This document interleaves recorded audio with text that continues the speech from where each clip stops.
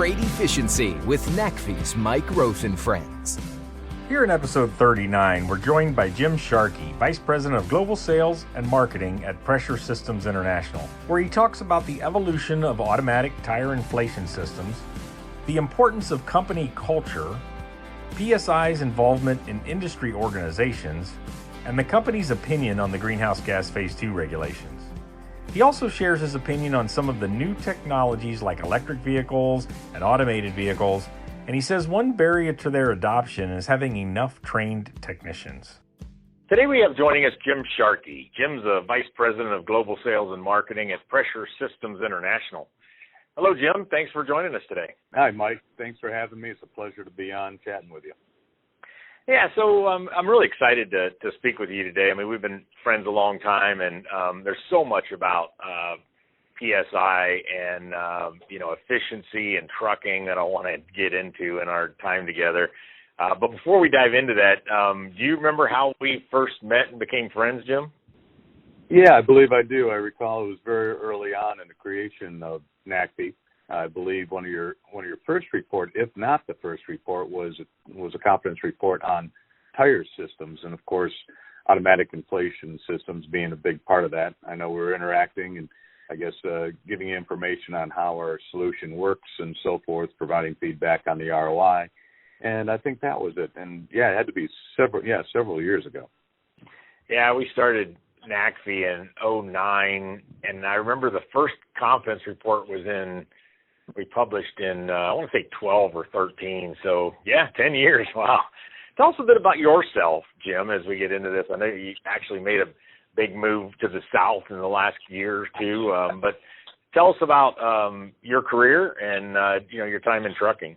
Yeah, I started off in this industry really right out of high school. I started off in a college engineering intern program. Some people used to know it as General Motors Institute. It's now called Kettering. And I started with interning with Rockwell International in their automotive division, which really did the heavy truck side. So I was in the engineering group with them. And, of course, after I graduated college, I stayed with them in various assignments. And then at one point, after different engineering assignments, one of the people in sales kind of recruited me to move over to the dark side, if you will, and basically stayed with them for a total of about 24 years. Did a lot of different things, a lot of it on the trailer side. Worked a lot with, at that time, Pressure Systems International with the development of the automatic inflation system for trailers. And then since then had left and went to a couple different companies, and about 9 years ago, our leader, Tim Musgrave, had called me and recruited me to consider taking a job with them. And really, I did very willingly and eagerly, came over to PSI and have been absolutely loving it ever since. And basically remaining a lot in the commercial side, but certainly focusing on the trailer segment, at least until recently as we expand our product line. Yeah, wow. So I didn't know, you were kind of at the very beginning of this trailer tire inflation work. Tell us about the technology, kind of how it kind of emerged in the early days, and then sort of how it's matured since. PSI actually, number one, we're a smaller privately held company, and some years ago we had come across, or at least our owners had come across, a patent for an automatic inflation system. And of course, that time people really they weren't familiar with it. It was brand new technology, and the company ended up being formed around this patent in 1993. So in the first few years, of course, we weren't really selling anything. There was nothing. We didn't really have a product. We didn't have a production line. So a lot of it was really spent on commercializing that patent. And we had worked with different individuals. We did a little outsourcing with another company to help bring this to market. And once we did, we started going out there and really trying to convince people, not necessarily selling them on our product in general, but selling them on the technology as a whole. So we spent a lot of time really getting out to the fleets and demonstrating the value that we deliver on our product.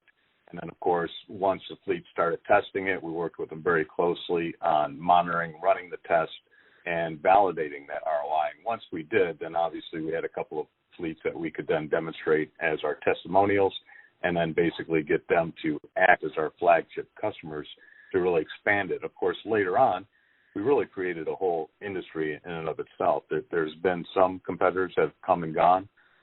There's still some out there, but the one thing is that if you look at trailer production today in North America, we peg that all new trailers built today, 70%, approximately 70% have an automatic inflation system on it. And that's certainly a testimonial to the recognition and the validation of that. That's got to be really like almost very personally gratifying to you that's kind of happened and you were involved in the very early stages. Oh, absolutely. It is, because we did do so much of the groundwork out there just to, like I said, prove out that technology. And certainly it goes without saying that NACV's involvement in that and having NACV provide that unbiased opinion of the value in adopting tire management systems, especially auto inflation for trailers, was a huge part of it, because obviously people can listen to a salesperson all day long and they know that they'll feel we have a hidden agenda, and certainly we are biased. There's no argument there. Yeah, let me share an experience we had when we did that tire inflation confidence report. You know, we discovered with you and others that there were really three benefits to keeping your tires inflated. You know, one, the tires wear better, so you get longer life, and you know that has a economic benefit of, you know, more miles on each tire. Secondly, you know, fuel economy, which was kind of our going in, you know, opinion. Well, if you've got, you know, appropriately pressure in your tire, then it rolls like it should and it gets better fuel economy. And then finally, avoiding emergency breakdowns. And what was interesting to us, Jim, is that we found fleets that believed in each of the three individually, but sometimes they would say, like, well, yeah, I mean, maybe they were in hazardous waste or something, and they'd say, man, we really would do this if we could afford to avoid our emergency breakdowns. And then we would say, well, yeah, doesn't it also give you life of your tire and fuel economy? And they'd go, yeah, well, yeah, but there's lots of things that impact fuel economy, and so we're not putting that in the payback for the technology. And we're like, why? So, you know, that's part of that education, I think, that we've come to all understand, that threefold benefit, you know? Absolutely. And that is, those are definitely the three primary benefits that we remind fleets of. And certainly there's a lot of other benefits. The ones that you just mentioned are the ones that we always tell the director of maintenance, the VP of maintenance, that they can take to their CFO and say, this is why I want to spend more money on buying these trailers. It's because we're going to get this payback. We can quantify it. We can validate it. We're going to get this money back in a very short time frame. In many cases, it's under a year, which is obviously most ROIs. Anything under 3 years is typically desirable. So we're under a year with our technology. But there's certainly a lot of other benefits that are a little less, I guess, easy to quantify. Certainly drivers prefer it, because they're less likely to have a roadside call and stuck on the side of the road. And, of course, if drivers aren't driving, they're not very happy. Certainly the green impact, the ability to run your tires longer, and certainly the ability to reuse your casings for retreadability. Because, you know, one thing about trailers is those trailer tires are a long ways behind the driver, 53 feet approximately. So that driver typically is not going to feel what's going on in those trailer tires. So an automatic inflation system is kind of like that magic fairy that's going to keep your tires maintained such that you can drive from point A to point B without being stuck on the side of the road. I want to get into a couple other areas. I mean, you know, obviously that technology is important, but, you know, PSI and you, Jim, have been around for a long time, and there's some other areas I want to chat through. And one is about, you know, building a company culture. You know, PSI is very well respected in the industry, you know, and how you treat your customers and your employees stands out, Jim. It stood out to me when I've been with you and visited you in San Antonio and talked to customers and so forth, but it also just is there. So that culture, I assume you agree with me. And then why is that so important to the organization, maybe even top leadership on down? I would say that a lot of different things come into play there. Number one is with our industry, it is such a relationship-based industry. It's what drives a lot of our business. It's that relationship, it's that trust, and it's a relationship that just goes beyond just, customer supplier. So certainly what drives so many of us to do what we do every day, it's that relationship. It's getting into work. It's talking with our customers, talking with our colleagues, talking with our suppliers, and industry leaders like yourself. That's what we really enjoy. And our culture is really reflective of that. And certainly we're a smaller company, so I would say that we have probably some benefits to impact our culture more so than larger companies. But a lot of that credit for our culture itself has to go to Tim Musgrave, our president and CEO, who really has been here since day one. And he's made sure that everybody in our company we're all equally important. In fact, a lot of the salespeople will say that we're not nearly as important as the people out on the floor, and that's very true. The people out on our floor who put the product together every day are our most important asset by far. Because if they're not coming in, we're not building a product, we're not getting out to the customers, and they have the same sense of pride that the rest of us do. And that way you can even see it and Mike, I think you've been to our facility, you've been to our plant tour. You know that when you come to our facility and you're seeing how our product's made, it's not me giving the tour. It's not Tim Musgrave. It's not any of our salespeople. It's the people that put the product together that are telling you about the process. They're telling you about the quality that goes into it, and they're very proud of that. And I would say that our background, our culture is really reflected in how our people provide that demonstration on the plant and really have that pride show through. Yeah, and then it is. And if you ever get a chance, any of the listeners, to take advantage of visiting Jim and the team there, you'll feel it. And I think it's not only understanding how they go about their business, but also it gave me interesting ideas and best practices to take back to my organization. So another one that I want to bring up, and this is sort of an extension of the first one, I guess, Jim, but PSI is really active, in the industry forums or the industry groups, TMC, HDMA, TCA. I guess there's an alphabet soup there. But, we see you out in the industry and the team there in the industry, not only exhibiting, but getting on task forces and working on things. I mean, why do you do that?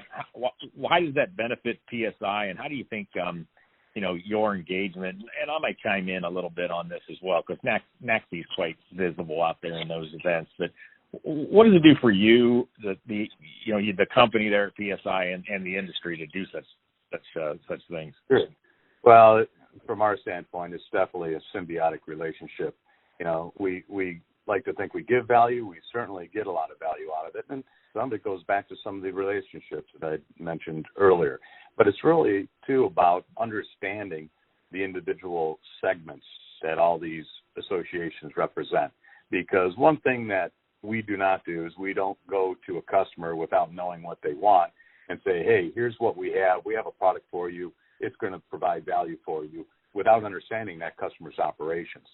So in being involved with all these associations, we get to meet the people. We understand who they are. We learn more about what their pain points are and potentially how we can solve them with our products. You mentioned a little bit earlier, for instance, about the ROI and how the ROI saves you in roadside call avoidance. It saves you on tread wear and fuel economy. Well, depending on the segment, one of those may be more prevalent than the other. For instance, a long-haul fleet may see more benefit in, say, a roadside call avoidance, whereas another segment may see more in terms of the fuel economy or the tread wear because of the way they're running. So the values are there, but understanding how they influence the total ROI is very important. And certainly we want to give back. So by being involved with a lot of these committees, the maintenance committees and so forth, it's very important to make sure that a lot, like for instance, TMC, we've got to make sure that not only do people run our product properly, that they're maintaining it right, they're running the right PMs and so forth, because ultimately, if they're not well educated on how to inspect and repair the system, they're not going to be happy with it, and their ROI is going to suffer to some degree. Yeah, and I think also with these industry events, it gives, let's just think about the trailer inflation system from PSI. Early on, you're looking for customers, you're trying to figure out who they are and how they might be early adopters of the technology. And that's great. But once we get into the, higher levels of adoption, get into that early majority or later majority of users, these industry events become really important for fleets to talk amongst each other and best practices to come out, really to get that technology to move from, just at a few fleets to then fleets talking about it with other fleets and really getting those repair practices and so forth to take it from, because, new product adoption can languish at some pretty low levels for years before, the more majority of users really understand them. So I think those industry events are really crucial there. Agreed. And, obviously a lot of our listeners probably know, but certainly there is not a meeting that a PSI person goes to that there typically is not some mention of NACFE.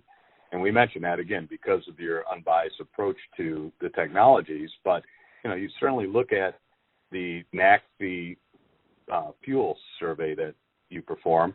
The adoption rate, while I mentioned today, in general, trailers, 70% of all trailers have it. Your fuel survey that is done with your fleets, which are typically early adopters, that's 90%. Yeah. So certainly the testimonial that provides, the endorsement, to say, yes, we're running it, it's paying back. And those fleets, they're very large fleets, and they're not going to adopt something like that unless the math makes sense. Yep. A final thing I was thinking about that I wanted to talk to you about is South Texas.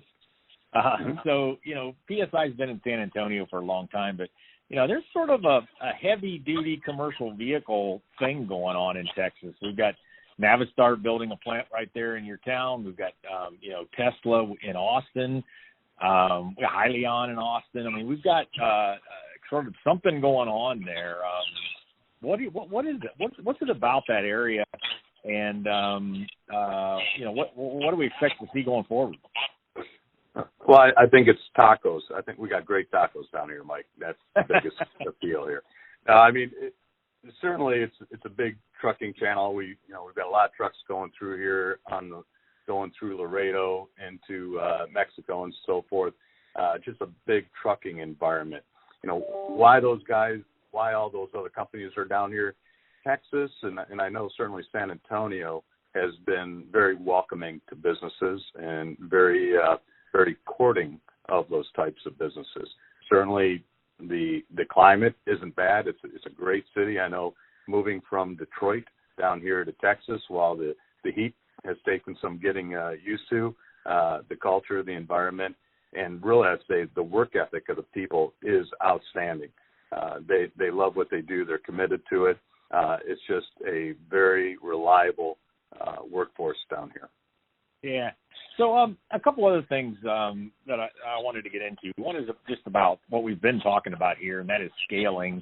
And we let's talk about regulations for a little bit, and how they might fit here. I mean, the trailer rule and the greenhouse gas phase 2 actually was turned down a couple of weeks ago, and so does that matter with respect to scaling not only the tire inflation technology, but in your opinion and your thoughts, having watched this over the last decade or so, what might that mean for the industry?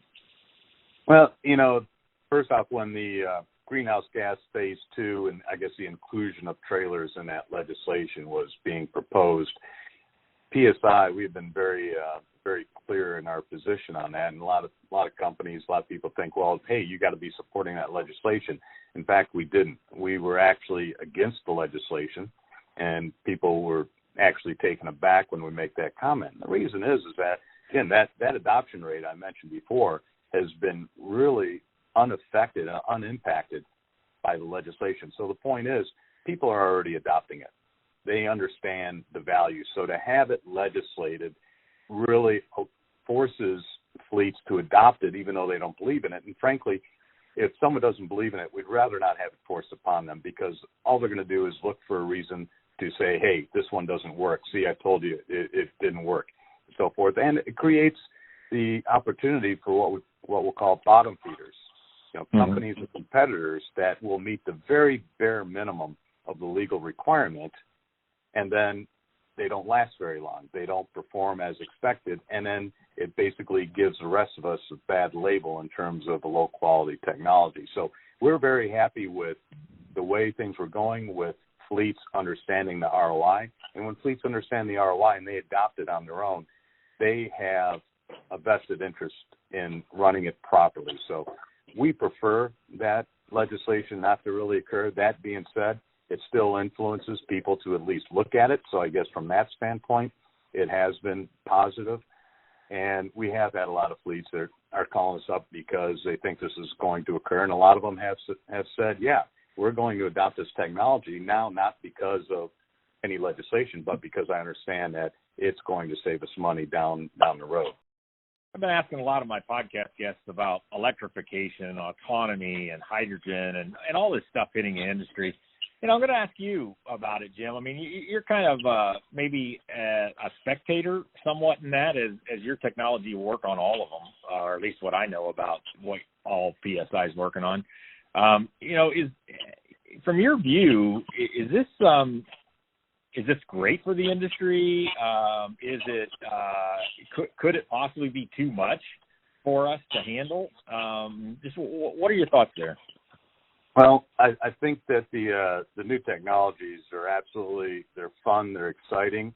I think on one hand, it certainly helps attract, I'd say, the younger generations into our industry, which, as we all know, has always been a bit of a challenge long term.